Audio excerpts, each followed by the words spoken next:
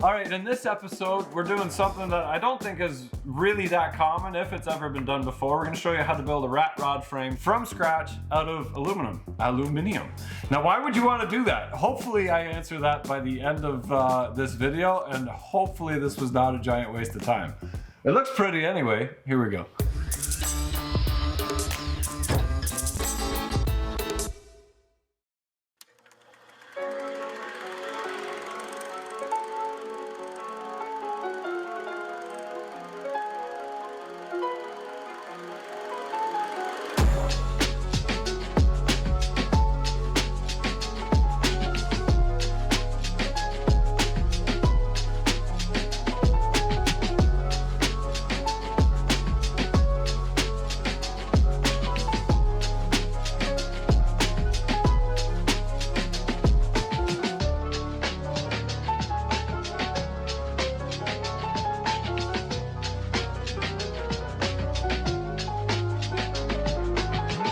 Don't know if I want the hundreds of hours that I need to invest in this car. It's in really bad shape, but it's in better shape than the 4-door that we had. There's a lot of things to owning an EV that I do not think are a positive, but we're still gonna build. We're going to start disassembling the leaf. We're gonna pull the battery out of it and put it on the frame. Crown Vic welded in the front and then the G35 on the back.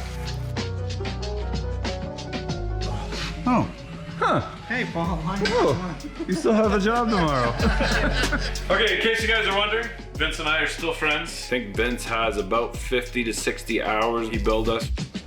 Okay, so we got all our measurements that we needed for our jig. We've got the axles welded in front. We've got our measurements on our convertible where the bumpers start, and we've got it marked down on the frame where the floor and that starts. So now it's off to get a frame built. Now we're gonna do aluminum, which nobody's ever really done, and probably because it's gonna crack. But this thing in all reality is not gonna get more than 10,000 kilometers on it in its lifetime. And the aluminum's a lot lighter, so those will be more enjoyable 10,000 kilometers because we're gonna try something new. We're hoping that with the bracing of the entire battery pack, it's not gonna, that will strengthen the whole thing. And the independent suspension in the front and back will allow less twisting of the whole car. So first things first, we're gonna take the battery pack, or sorry, the battery management system off the back. We're gonna leave the battery in there for spacing. We're gonna wrap everything nice and tight, and it is going off to a shop to get work done. Somebody that we met in our travels, and can't wait to show you guys the shop. Here we go.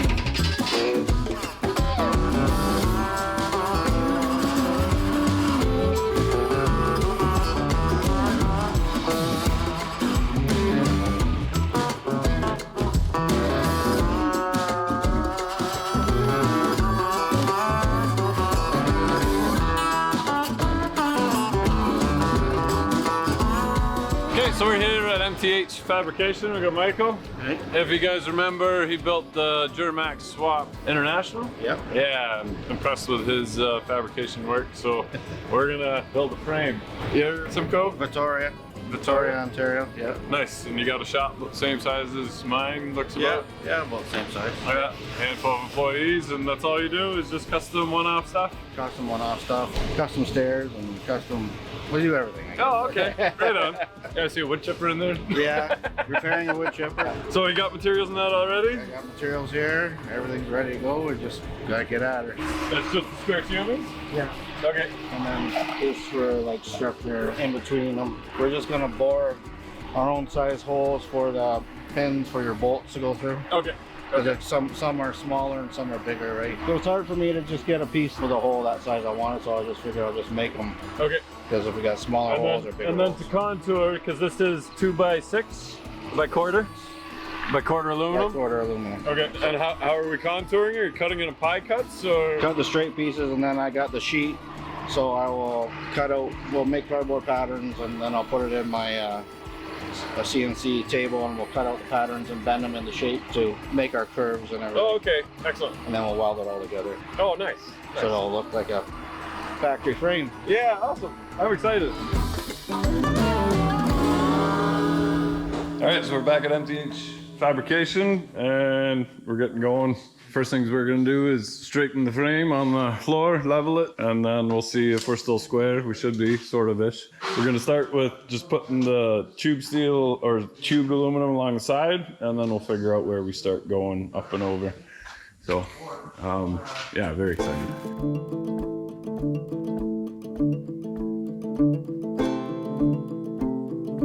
Okay, so we just lay these on the side. Now we've got pieces cut for in here, and we're notching the hole so we can bolt this down. That way we can straighten this so that this is level. So we'll bolt them right down into here, and then we'll start fabricating the pieces to connect them together. Once we have this straight and square and level and true, then we can go towards the back. Back is a little trickier because we got to come in, and this is a different height than that is up back. We're gonna curve over top, give us some suspension travel too. So Mike's cutting tubes for the bolt to go through on the Crown Vic. Paul's drilling these holes, and the holes are slightly offset in the Crown Vic. So what we're doing is just slicing the sides there, dropping those tubes in here, and then welding straight down the side so it's connected. And then when we squeeze the bolts together, it doesn't collapse this. And then we'll weld it on the top and on the bottom. That will give us our measurements on that front piece.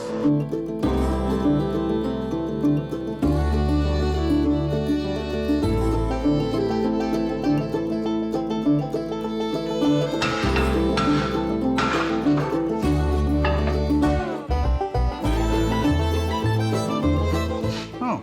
Huh. Hey, Paul. Oh, you still have a job tomorrow. That was a really surprise, huh?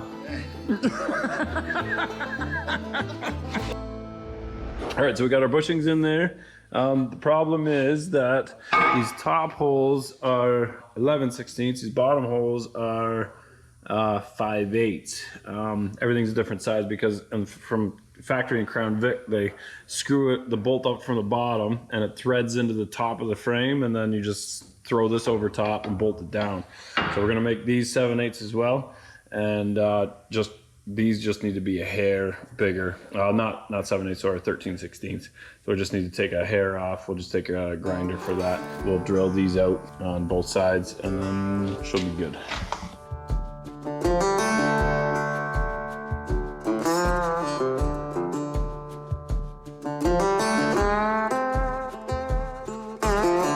Okay, so we've got the front square and level off of the front, so we got a brace on the front. We've got our pins and our pins in there. They're not welded in, but now we've figured out exactly where our side rails are gonna go. We're gonna do the same thing with these pins and bolt the battery to the frame, and then make another brace on the front here, leaving an access hole for the plug. So it'll be another brace going across the front, and that will square and brace everything on the battery side. And then that's our CAD drawing, cardboard accurately drawn for our brace on the back, and actually it works out really good. We're gonna miss both supports. So on the front, we're just gonna come straight up and over. That will get worse for the shocks. We might be able to do the shocks on the inside then. Just come back a little bit, come in through here. But then we're gonna do another brace across the back. Same thing with pins, bolting this in the back, and then a gusset coming down and supporting the brackets at the back. And then from there, they'll go into the rear bumper frames. So this will have all the pins in there to bolt straight through. And then these will be one piece cut out of the CNC to go around, kind of like that. and then there'll be 4 pieces all welded together afterwards. So that's still a pretty big job. And then this will also be CNC'd, and we'll bring this around, and then another brace going across here, catching these mounts. So I gotta get some bolts. They are going to keep making pins and start bolting stuff down. And then once everything's solid, then we can start doing some CAD drawings on how to make this frame fit. Easy peasy. Yeah, no problem, right, Mike? Done by Friday? Yeah. Everything's done on Friday. Done by Friday. Yeah. Not done on Friday, by Friday. All right, so here's where we're at. We got busy making the pins, everything fits on the front, and now we're starting to do our CAD drawings, connecting everything together. Mike and his crew are gonna take care of that while I go back on other projects. So that was a fun day. Nice working in another shop with other guys. I will be back on Monday, and then we'll start piecing stuff together and going from there. Here we go.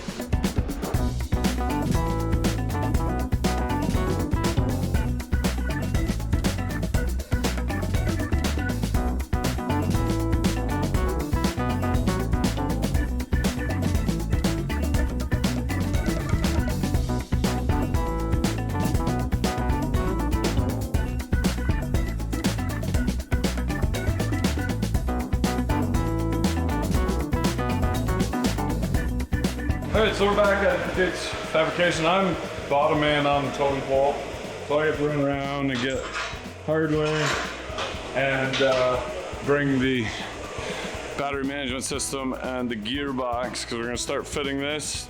In the meantime, they've already cut some of the frame. They're already welding the center sections together to connect these two.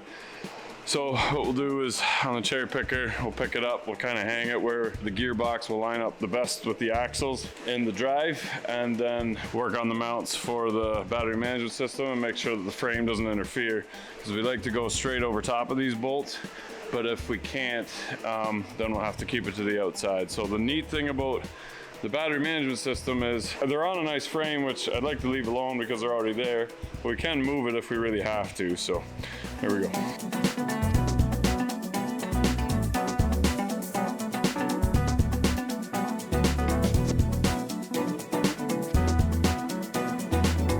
Okay, so it's pretty well a perfect fit. This frame from here to here actually just fits in between the back brace anyway. The front one's a little shorter, but just so if we do curl this in, this rear arm is gonna curl right over top of these bolts. And then we're gonna do more dowels in there. Basically, we just build a little bracket off, and the whole battery management system will just bolt right on. Then it's just a matter of plugging everything back in again, reversing 2 of these leads. That one goes there, that one goes there, and then reprogram the computer. Forwards is backwards, backwards is forwards. And we got a pretty cool drivetrain. So we're gonna fish plate all of the seams, but Mike's got braces in between the sections that he's making as well. So it's gonna be super strong. No worries there. Yeah, I'm super stoked because this is a huge step.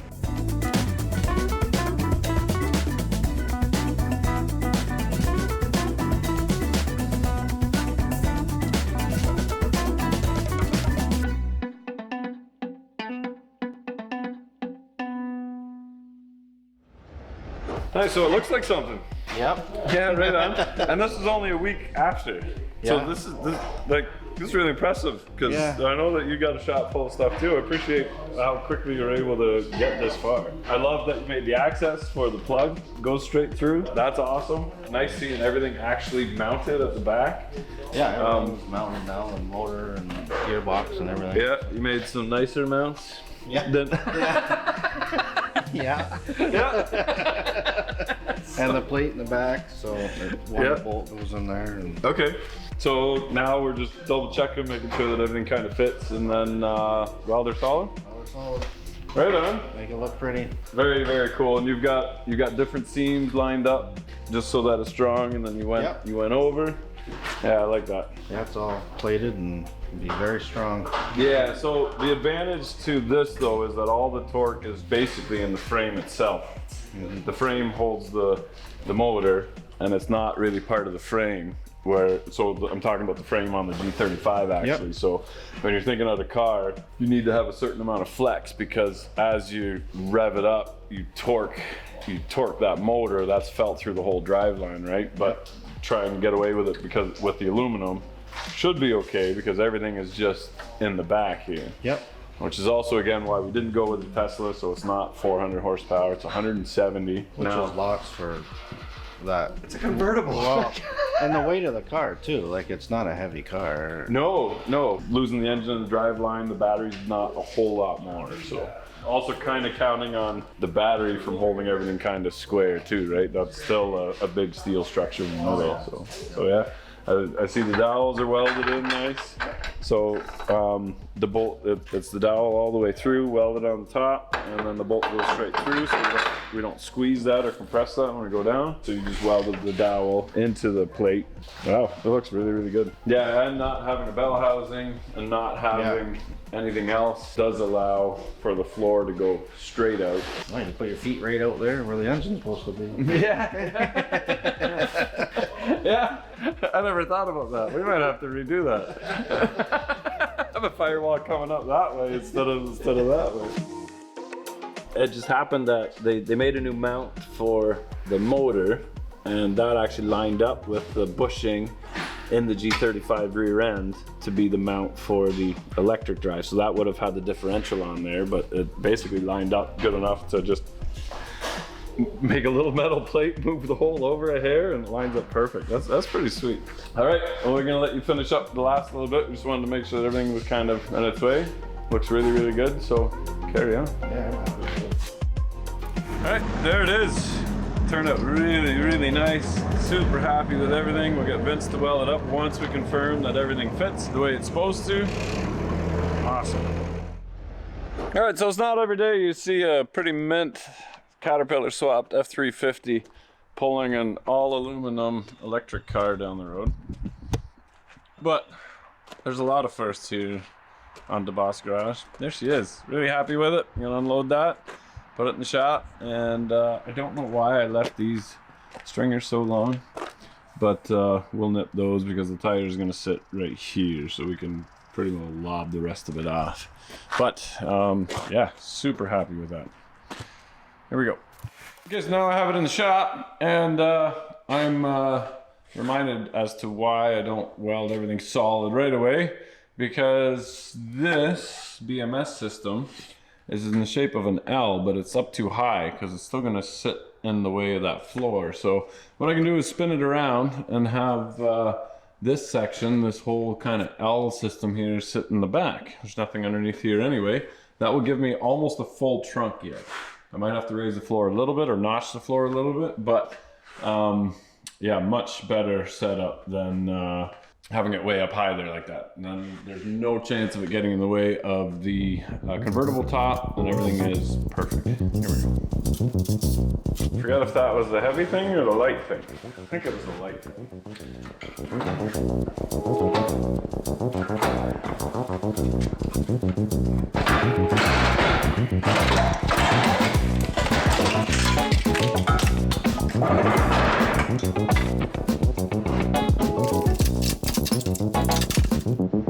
Alright, so we got Vince the man.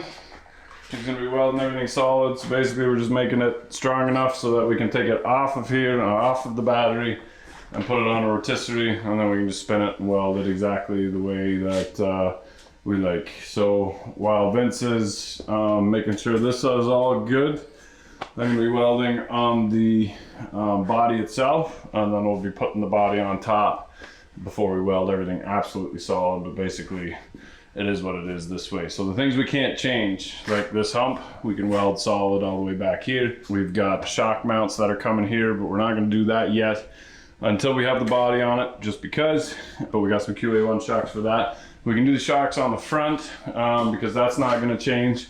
This is already welded solid anyway, so we can weld all that as well. And then, yeah, little bits at a time, but once we have all this together and the body sitting on top, that'll be huge. You ever think you'd be welding new aluminum in the shop? No, it's a treat. Has it been painted? No. It's not full of spray foam. No, it's never been outside. Yeah. I don't know, this looks a little, I don't know what was going on there, but. Yeah, it oxidizes pretty quick. Yeah. Anyway, we'll get you on it as fast as we can. Okay.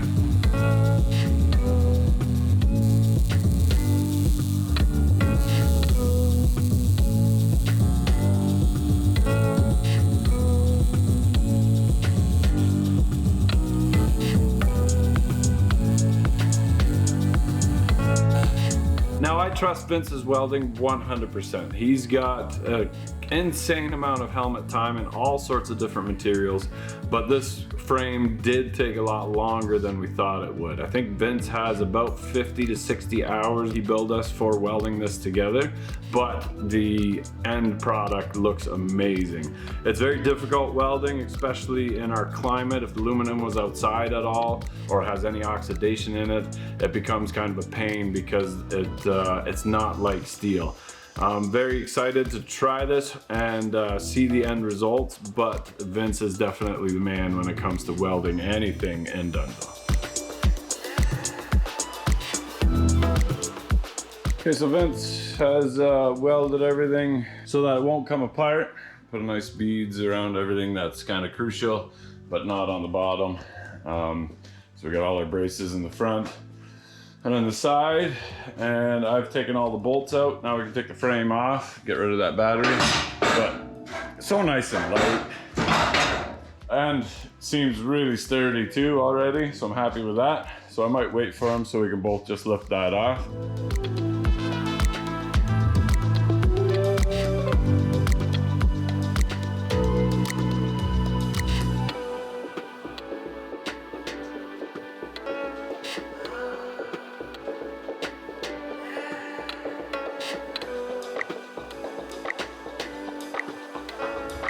Okay, so Vince has just a little bit more welding to do on the frame.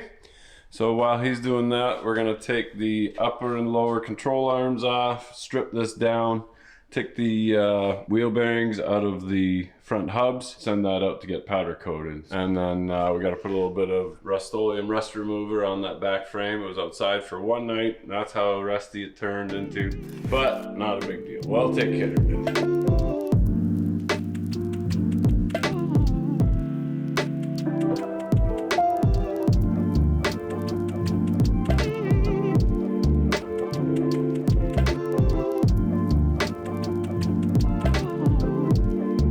All right, so we got the whole back stripped nicely. I got a few welds to clean up. That's why I went with steel one instead of aluminum. I do want to keep it super light, but we did have to cut this thing out. There was a brace that went across here because the diff sat in between here, and that made it a little weaker. So by welding the mounts on there, and because it's cast and old, I thought this is not that heavy steel-wise, although it is significantly heavier than everything else. The issue is, it was outside once under a tarp, and even then it started to rust. So we'll use some Krud Kutter to get that rust off. But before I do that, I'm gonna close this off. This was where the brace was, but we're gonna, because the motor is sitting here now and we need that room, the brace is going to connect to the mounts and going behind the motor. We'll do that afterwards, but this needs to go get powder coated, and then I will get extra powder to match the color and do the rest myself just in the oven upstairs. So we got the upper control arms, all the braces, the lower struts. We're gonna make this one new because it doesn't have the spring anymore. We're gonna use QA1 shocks,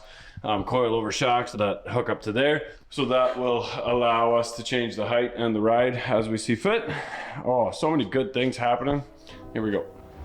If you wanna make an impression on people, build your own car or truck. I find that usually works really, really well. If you wanna make an impression of cardboard, all you need is a little hammer. Let me show you. Put your cardboard up against it, and because everything is nice and sharp, just take a hammer.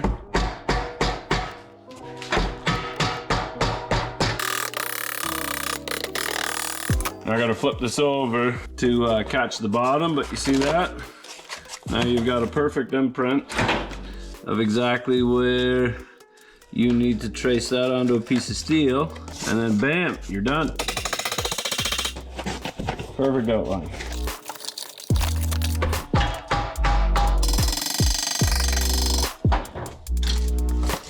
Perfect. I can make 2 of them, and they'll fit on the other side as well. Nice.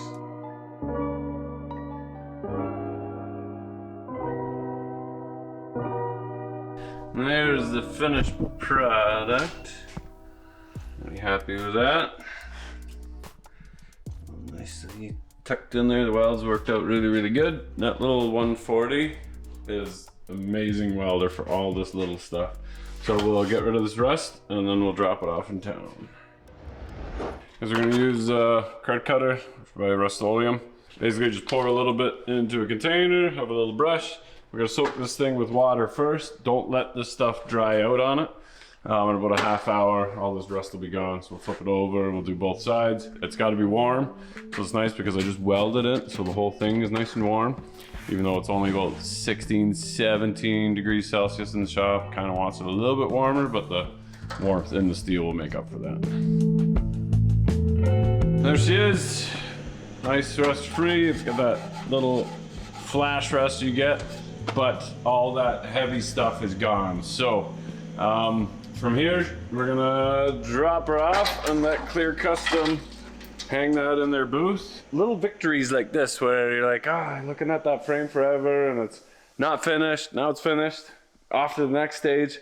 And don't get overwhelmed with your projects on how much gets done. Just do little victories at a time. I did this, I got this done, I got this done. And then move on to the next thing. Before you know it, you got a working, driving, moving car like 6 years later. Okay, unwrap them, see how close aluminum paint Rust-Oleum is to aluminum.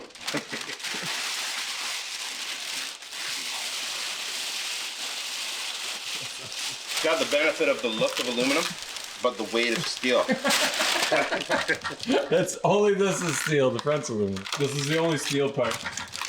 Vince, go tell me to fly a kite. High five. Okay, weld this 20-year-old crusty aluminum from Ontario, but make sure it's structurally sound because my family's gonna be in it in a convertible. Got it? It'll be a little torquey too, so make sure she's tight. Vince hasn't slept since he met me. But actually that looks really close to that. Yeah. We'll bolt everything back on again and see what she looks like. Oh yeah, look at that. So nice. You could just pick it up, no problem. And it's already with the subframe underneath. So nice. I think this end is heavier because of the subframe, but well worth it. Hopefully we were able to shave like 100 pounds off, but regardless, I still wanted to see this happen.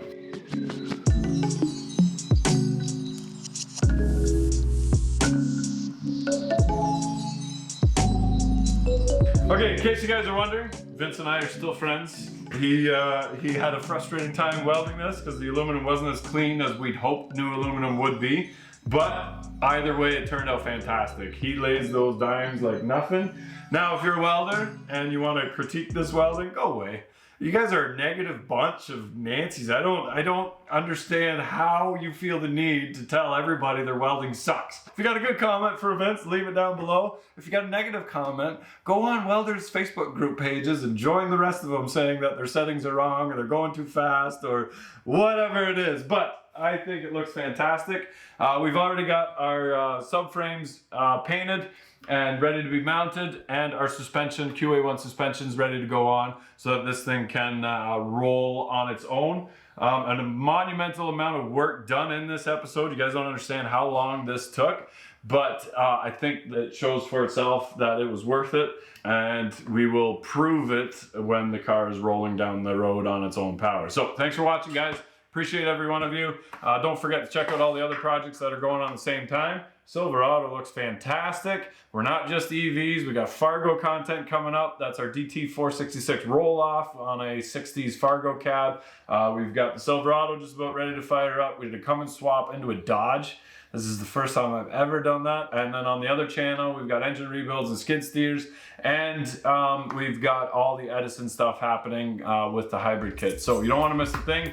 Definitely subscribe because this is going to be a very exciting year for us. I am working crazy hours and I hope it shows. You need to get out there and work on it too though, because otherwise your stuff is not going to get done. If you're not filthy, you're not rich. Here we go.